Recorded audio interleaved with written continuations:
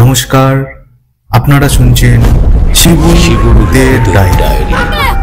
আজ ডায়েরির দ্বিতীয় পাতা থেকে এমন একটা গল্প আপনাদেরকে শোনাতে যাচ্ছি যেটা প্রত্যেকের জীবনে একবার হলেও ঘটেছে।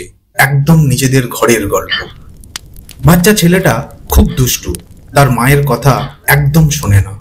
তার মা তাকে প্রতিদিনই বকাঝকা করতো, মারতো, কিন্তু কিছুতেই কিচ্ছু হচ্ছে না।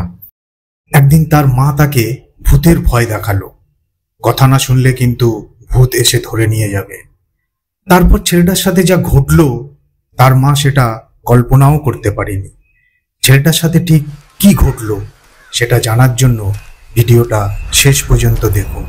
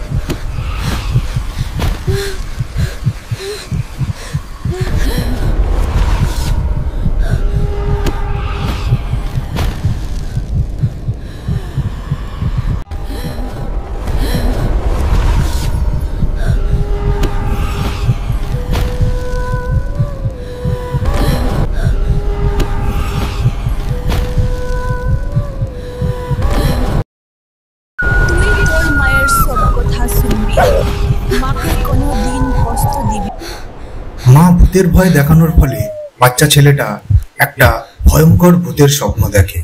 তারপর থেকে সে পুরো পাল্টে যায়। তার মায়ের সব কথা সে শোনে। তার মা এখন খুব খুশি। ঠিক এইরকমই ভূতের ভয় ছোটবেলায় আমাদেরকেও আমাদের মা দিদারা দেখিয়েছে।